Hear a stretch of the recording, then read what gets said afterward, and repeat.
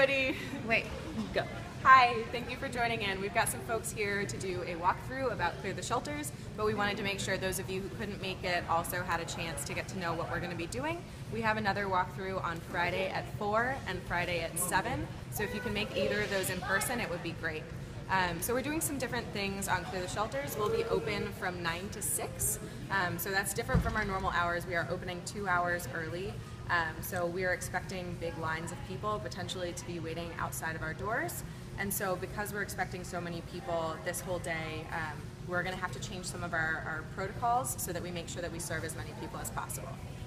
So first things first, when people are first coming in, we're going to have greeters, and not necessarily just at the desk greeters, but also somebody up here greeting people as soon as they walk out the door and giving them some information. So things that people will be getting on Clear the Shelters, the first is a map. And this might look familiar, but it's actually different from the map that we normally use. The instructions on this map are specifically geared towards Clear the Shelter. So all it says is, hey, go look around, find some pets you're interested in, ask one of our staff or volunteers about the pets you're interested in so that they can give you some more information. And then when you decide you want to adopt, go to one of those staff or volunteer members in that area and they'll tell you what to do next. So there's nothing in here about queue lists, there's nothing in here about anything else. It just says when you're ready to adopt, go find someone. And there's a specific reason for that we'll talk to you more about as we get to the kennel areas. So this is what they're going to get when they first walk in. Another thing about this area is that if people are leaving, those same greeters are going to be asking folks, hey, like, I see that you're leaving empty-handed. Can I ask why? Is it, you know, you don't have any more small dogs, or I didn't feel like waiting, you know, it got too long, or I was really looking for a Boston Terrier, you know, whatever it was. We are also going to have these nifty little vouchers. So it's just a little piece of paper that the greeters will have, and some of the volunteers will also have them, and it just says you're entitled to 1 fee-waived adoption in the next week. And so if they don't find what they're looking for today, or if they come at 6 o'clock and we don't have time to adopt to them that day, they can come back anytime in the next week and still get that fee-waived adoption. We want to make sure that as many people who come in for Clear the Shelters to be a part of this really cool thing get a chance to do that. So that's all going to be happening up here. The other thing that's important up here is in this little side room in there, we're going to be taking pictures with all of the dogs leaving as well as the rabbits leaving. So as soon as the dog is ready or the rabbit is ready, they'll pop right into that room. We'll have one of our photographers take a picture of them. We'll have like a nice backdrop with our logo and everything like that, so that way we can post an album that next week on Facebook with all of these different adoption photos. Does that all kind of make sense? Okay. So a couple of other main things that are going to be different for this event than normal. One is that people can't bring their dogs that day to do a meet and greet with another dog. And so part of the greeter's job out here and all of our jobs is if we see people walking up with a dog, we go, hey, did you find this dog? Are you here to, you know, bring in a stray? And if they say yes, they go to the other side to the Pet Resource Center. But if they're here because they want to introduce their dog to a new dog, we let them know very politely, hey, we offer this service on most days, but we want to make sure that you get everything that you're entitled to and that we do it in a safe way. And we just can't do that today given the number of people and the number of dogs that we're going to have around. And so you can either take your dog home, come back, and we'll help find a match for you, or if your dog's pretty picky, we can give you this voucher, and you can come back anytime in the next week, and our behavior team will work with you to find the perfect match for your dog. So it's up to you. We just want to make sure that you get exactly what you deserve, and we know we can't provide that today. So that's one change because we're expecting hundreds and hundreds of people. A couple of other things that we should know, we're really focusing on having animals that are ready to go right that day. So as much as possible, all of our animals are going to already be spayed or neutered, and most of them are already going to be having all their vaccination and all their vet stuff taken care of, so that we make sure that we don't have people waiting a long time as we take the dog to, you know, get a vaccination and get a microchip and check for all this other stuff. We're trying to take care of that in advance, so it's as easy as bringing the animal out the lobby to meet them outside. So we're trying to make it really easy. We are also trying to make sure that those animals who are really ready to go are kind of front and center, so that if we have ones that are on stray weight or we have ones that aren't spayed or neutered, they're kind of in a separate section, whether it's sort of separated off or whether it's just not front and center, so that people are more likely to choose the ones who are ready to go as opposed to falling in love with something that's not even available yet. A couple of other things, we won't be doing playgroups that day, again, because we're opening at 9. But we will have some folks coming in early to take some of our more rambunctious dogs out briefly, take some of our inside dogs out for the small dog hallway to help with cleaning, But as much as possible, we're focused on adoptions on this day. So this is not a day for people to come out and try and walk every dog. This is a day to try and interact with every customer and try and get every dog into a home. So this is very much sort of the flip side of just being here to care for the animals. Our goal on this day is to try and get as many of them into their loving forever homes as we humanly can. And so we're sort of flipping our mindset to being very customer service driven and very matchmaking driven, as opposed to just trying to get them out. Let's see, other things. Paperwork for most of our animals will actually be pre-printed into folders. For one thing, this saves time at the adoption desk, but also this means that if you're in the 200s, for example, you have the folders of all of the dogs in your section, so that if somebody says, I'd love to know more about Fluffy, and you don't know a ton, you can actually go through their notes with them. You can see if they're heartburn positive and make sure that they know about that before they decide to adopt. If they do have any behavior notes or any medical notes, we can go over things with them there. That way, by the time they come to adopt, we know that they're absolutely sure that they want this animal, so that we don't have somebody waiting for 2 hours and then realize there's something that might be a barrier for them. So we'll try and make sure that that paperwork is acceptable to everybody.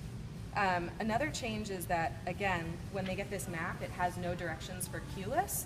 And so the way that we're using Keyless on this day is that it's just for people who are ready to adopt. They have chosen an animal, they have talked to a staff member or a volunteer, and they are adopting this animal. And so what will happen is that once they've asked all the questions about Fluffy, they feel like they know who Fluffy is and they're ready to adopt, they'll go and tell that staff member or that volunteer, who will have a clipboard filled with, these will be yellow, but it's the ready to adopt card. We're calling it the golden ticket. And this card will write down the name and the A number of that animal, so they have it to take with them, and this is where they get the instructions for Keyless and how to join Keyless. So the idea is that the only way that they can actually join the queue to adopt is if they've spoken to somebody, so that they get this card from them. So they come up to me and say, hey, I'm interested in Fluffy. I say, great, we've been through all the paperwork. I write down the name, here's your card. It'll be, again, bright yellow, so hopefully if anyone's missing one, they'll ask, hey, where do I get a yellow card? And then at the same time that I give this to the person, I take my adopted sign and it goes right up over the kennel card, so that we know that that animal is going home, so we don't have someone else 5 minutes later falling in love with the same animal and then creating drama over who gets it. So the idea is, as soon as someone expresses to us, is if they've been through the paperwork, they know they're going to adopt, we give them the ready to adopt card, and we put the adopted sign up on their kennel card so that nobody else is fighting over that same animal. Does that all kind of make sense? So that's the main difference in our process today, well, for Clear the Shelters today. So it's really important that everybody who's going to be part of it Saturday knows how that process works, so that we're not telling people to join Keyless when they arrive. We're telling them, go find an animal and ask a staff or volunteer for more information, and then they'll take you from there. We're also going to have a bunch of different adoption stations. So in this area, we'll be processing dog adoptions, small dog adoptions. We'll have some float adoption counselors depending on what lines are getting long. But we'll actually also have adoption counselors in each. We'll have 2 of them processing nothing but cat adoptions. And let's see, anything else on there? I think that makes sense for that. So let's go ahead and we'll take a little bit of a walk towards our hallway so we can talk about some of the policies that we have in our small dogs and some of our cat areas, just so that we make sure that's all clear. Any other questions about the general stuff? So the other quick thing is, if you're coming in the morning, we'd like for all volunteers to be here around 8. That way you have time to pick up your clipboard, pick up your radio if you need one, get any of your supplies, grab breakfast. Breakfast is going to be provided, as is lunch. And then at 8:30, we're going to have an all-staff, all-volunteer sort of safety and final briefing before we start the day, and take a team picture so that we can get everything started before the doors open at 9. Cool? So let's make, yeah. I think because this will be a question, if a dog is meet and greet required per the behavior team, we will be holding that dog and conducting a meet and greet the days following, so there will not be unsafe dogs going home. We have taken that into account. Yeah. Cool. All right, let's head this way.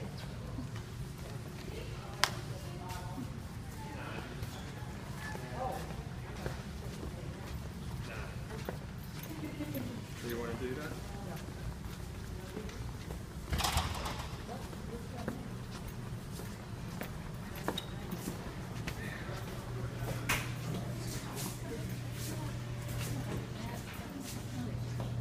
Okay, so now that we are in Smallville, a couple of things that will be different. Normally on a regular adoption day, we ask people to fill out a piece of paper before they're allowed to interact with small dogs. Because of the way that the day is working and because we don't want to overwhelm customer service with anything but adoptions, we're going to run it a little bit differently. So we're going to ask people that are interested in small dogs to basically line up along here, with this being the front of the line, and then our volunteers and staff will let them in small groups into the inside to go and interact with the dogs that they're interested in. We're going to try and prioritize cage and kennel visits for a lot of these guys as much as possible, so we don't have the same small dog going out 15 times when it's 105 degrees outside. So we're going to encourage people to, if they can, get a feel for the animal while they're in the kennel. And then again, the same process. Once they decide, okay, I really want to take this one home, then we give them the I'm ready to adopt card, and we put up the I'm adopted sign, and we'll do that on the outside of the kennel, but we'll also put one on the inside of the kennel so that if you're walking around back there, it's very clear that this animal is not available anymore, that someone is already taking it home. So that's how we're going to kind of try and dampen the craziness of all the people who may be coming in to want a small dog. So that's pretty much how we're going to manage it in here. Any other questions about that?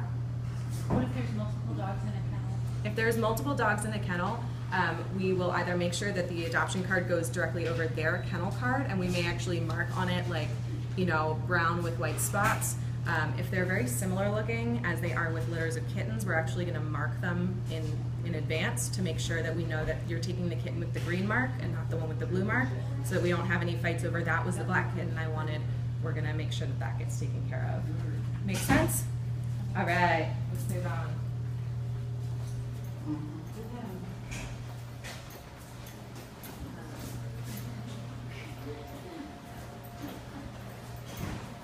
So you may also see that we have some of these signs up on small dogs.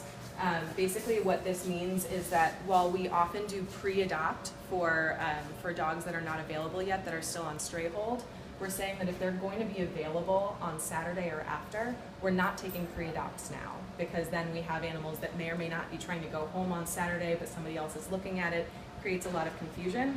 So we're saying if they're not going to be available until Saturday or after, we're not allowing pre-adopts until the event. So at the event, if the dog's not available yet for another couple of days, they can pre-adopt then, but we're not allowing folks to pre-adopt an animal that then we have to hold through Clear the Shelters that can't go home. So if you see these signs up, that's what that means. It just means that we're not doing early pre-adopts for right now. Okay?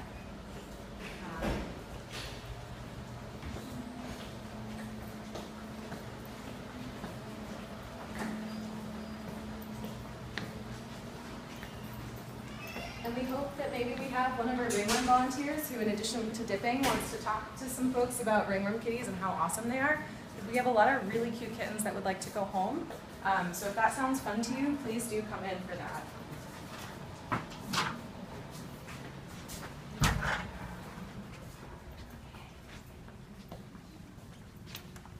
All right, so here in our cattery, we are also going to have a slightly different set of policies for the day, or processes for the day.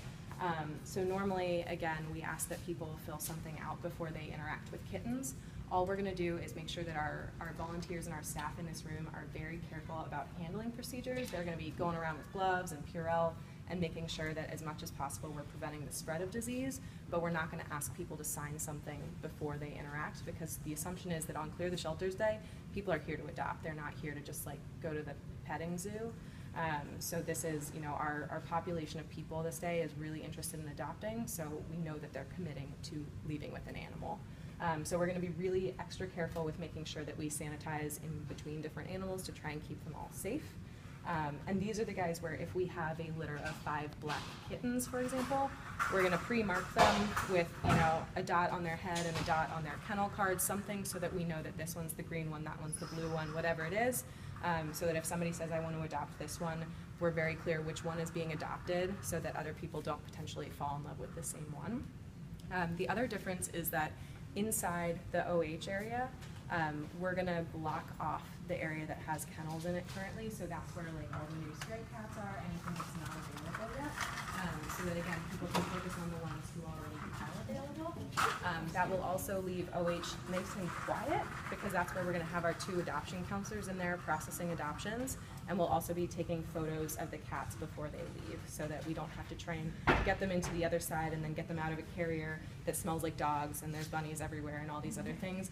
Much better to just in here, take the photo, they go in the box, we ask them not to open the box until they get home. And we're also going to have an additional tagging machine here so that we don't have to go to the lobbies to get those nice name tags made. So everything is going to happen right in here. And our volunteers, in addition to kind of monitoring what's happening, will have someone who's sort of like the bodyguard and letting people know, hey, there's no more available kittens inside and no more available cats. That's just where our adoption counselors are. So as soon as you get called in queue list, we'll have you go in that way. That way we know that we have a nice quiet environment for people to do nice adoptions in there without having tons and tons of people in there. Does that all kind of make sense for cat policies? So the babies still wear gloves, but they can take them out and hold them? Yep, so we'll still do the same things. The only difference is that they don't have to fill out anything beforehand. So we'll still same handling procedures, same, you know, Purell and everything else, sanitization procedures. We just don't want to create bottlenecks to where people have to talk to customer service before they can interact, because then we're wasting time where we're not processing adoptions. But absolutely the same thing. Anybody who's got the red, they're going to need to talk to somebody to get the gloves, get the hand sanitizer, whatever else it is, and make sure that we're changing in between each one so that we don't get kittens sick. Yeah, so all the same things will apply. So then when they find one they want to adopt, they still call that number on it? Yep, so when they find one they want to Everything's adopt, the if same. you're in here, for example, you have a clipboard of all this stuff and you say, oh great, you want to adopt Chloe. And so you write Chloe's name and a number, you hand this yellow, it'll be yellow, card to them, and then you'll hang this up so that everybody knows that Chloe's already been adopted. If for whatever reason something falls through, you can always pull this right back off. So if the adoption desk says, hey, actually they realize they can't have a dog more than 25 pounds, whatever it is, then they just let us know by radio and we just pull it off. That's okay. All that makes sense for kitties? Mm-hmm. Cool, let's head out this way.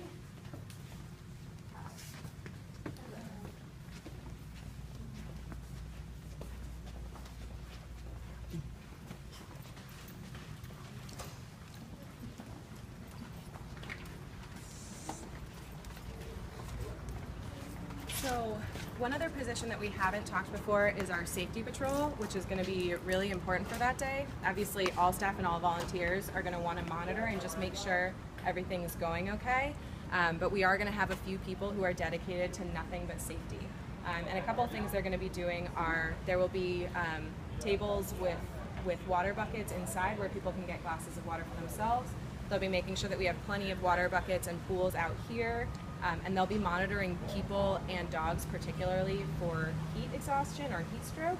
And inside we'll also be monitoring cats who just are really done interacting for the day and need a break. So if need be, we also do have some great signs that just say no more walks, please. You know, hang out with me in my kennel, I'm tired, I need a break. So these are things that some of those volunteer positions will also have access to with their clipboards, so that if we see a dog who's been out 6 times and its tongue is dragging on the ground, we can just put that up there and encourage people, hey, go in the kennel with them, hang out with them, but they just need to not be outside for a little bit. Again, everything that we're doing is trying to streamline our process, but also make sure that we're giving the best possible service to our customers, which will make them happier and more likely to take home an animal. So this helps us do some matchmaking, and it helps us make sure that everybody goes home with the right fit that way. So in this area, we'll have people sort of monitoring, watching, walking around. Again, this is a time where if you see something that looks like it might not be safe, please think about the person that you're talking to and what their knowledge might be. It's very easy to be like, that dog's too hot, you need to take it inside. This is a day to be like, you know, Fluffy looks like he's getting a little overheated. Why don't we head back to the kennel and we can do some stuff with him in there. Or if you see someone walking a dog and it seems like maybe it's not going so well, they're getting pulled around a little, that's when we can offer to help and talk to them and kind of chaperone them without being like, you shouldn't be walking that dog. These are things that our volunteers already know, but especially on a day like this where it's going to be a little bit chaotic, it's really important that we put our best sort of customer service smile on and think about what we can do to serve the people that are coming to us, what we can do to make their experience good, so that they're able to take a dog home and feel really supported by us. So let's all sort of take a stake in that, but if you're ever having an issue, there will be a safety patrol volunteer, and we will also have supervisors on deck where if you're having an issue, you can call them. So that's really important. If you are talking to someone and they're, you know, being heated or threatening in any way, supervisor. Like if there's something unsafe happening with a dog, call a supervisor. We will make sure that there are people with radios in every area so that if something is going wrong, please do not feel like it's all on you. Call for somebody to help you. Bump it up the food chain a little bit, bring out somebody with a fancy title, and sometimes that can help sort of alleviate the situation. So we want to make sure that everybody is safe. That's going to be really important on this day. But again, please remember that unless it's an absolute emergency, there's always a way that we can say something to a member of the public that will make them feel helped and supported rather than demonized. So it's really important that we're careful about how we say things and careful about how we address potentially unsafe situations. So we'll see the same thing in the dog kennels. Each set of runs will have, you know, people with clipboards with all this information. We may also have some spreadsheets for folks in different areas that will have a list of the different animals. Right now we have someone working on starting that spreadsheet so that if somebody comes in and says, hey, I'm looking for someone who's really good with little kids, you can go through the notes that you have and be like, well, this one actually lived with little kids before, let me introduce you to him, so that we have some of the basic information on the animals and help do some of that matchmaking so that when people say, here's what I'm looking for, we kind of know who might fit the bill. So we'll have the same process again. They say, I'm really interested in adopting. We give them their golden ticket that is right now white, but their golden ticket with the name and the A number of the animal. And then we put this up on the kennel card so everybody knows that dog is now off limits. Once that person goes up and they're waiting in queue list, they get called up to the front, they talk to customer service, they sign the papers, everything is happy. Then we want to make sure that we get the animal. So if it's a dog and they're purchasing a harness, for example, or if it has a harness provided, we'll make sure that we fit it properly in the kennel, that we get everything ready. And then when they say, okay, the adoption is complete, we'll bring the dog straight through the lobby, not to stop in the lobby and meet them there, but straight outside or into that photo room to meet their people. We want to make sure that we don't have 6 dogs all sitting in the lobby. So as much as possible, the lobby is not for dogs to stop in. It's just pass straight through either to the outside or to that photo area if there's not already somebody in there. And that way we can make sure we avoid any kind of altercations with multiple dogs or dogs that are fearful of humans when there's 600 humans around. So we just want to sort of make things easier that way. Does that all kind of make sense? Does anybody have any other questions about the general how things are running that day? Can you talk a little bit more about intact animals? Yes. So our veterinary team has been working around the clock with extra people coming in every day to help try and make sure that as many of our animals as possible are spayed and neutered, and also to make sure that as many of them as possible have had all their vaccinations and are ready to walk out the door. So we're looking pretty good. It's looking like 90% plus of our animals are going to be altered before the event. There are some cases, for example, in small dogs where when we get a lot of new ones in, many of them will not be altered, so we'll have to work with that. But in general, the idea is that they will go through the normal process where they can adopt, but we will put them on our surgery schedule and they'll pick up after surgery. The one exception that we're making to that is if they want to take home a ringworm kitty, we are happy to give them a spay-neuter voucher and they can take that kitty home that day. Because ringworm, we have to wait until they're completely cleared before we can do the surgery. That would mean potentially waiting weeks, and we don't want to do that. So it's much better for the cat if we can just get them out and then give them a voucher for the spay-neuter. But most of our animals should be ready to go. There may be some that still need a vaccination or still need some kind of medication before they leave, and that's okay. But as much as possible, they're ready to go so that we don't have to make a trip to our vet services room 5 to get stuff taken care of with every single animal. It should just be a handful of animals. Yeah? Any other questions? The ringworm pets, Yep. so they can take one home. What if they have a cat at home? So we'll give them information about keeping them separated, all that kind of stuff. And that's why I'm hoping that maybe one of our ringworm experts wants to come in and hang out and talk to people, because ringworm is relatively easy to treat, but it does require separation. It is a zoonotic disease, so it will transfer to your dog or to yourself if you're not careful. So it just requires, following some protocols. But you can absolutely still do it as long as you're willing to go through those steps. And that way when they're healthy, you can go ahead and get them spayed and neutered. Better for them to do that there rather than here. So, yep. We're coming in for a later shift, so we just check in with the volunteer in that area, or is Yes. there an area to go to? So if you want to come in, you'll still sign in the same way when you sign in for your shift. But then I'd like for everybody to plan to stay at their shift like 10 minutes after they're supposed to end and arrive 10 minutes before they're supposed to arrive, just so that we have some time where you can check in with the person, say, you know, what's been going on here? Like, how are the adoptions going? Have we had any issues? You know, we're going to transfer the radio from me to you, or we're going to transfer the clipboard, or whatever else it is. So yes, please do, once you've checked in for your normal volunteer hours, do find the person that you're taking over from and the lead in that area, and they'll make sure that we get the switchovers. Yeah? Any other questions? If you do have questions, please do feel free to just comment on there, and I'm happy to respond. Again, we are doing another walkthrough Friday at 4, and I will probably have a brief one Friday at 7 for anybody who couldn't make the other ones. It's going to be most of the same information, but if you want to get more information or if you have questions, please feel free to let me know, and we'll get them taken care of then. So the more people that can sign up, the better. We need all the support that we can get so that every person makes a great connection with a staff member or a volunteer while they're looking for an animal. It makes all the difference in the world. So please do sign up. We have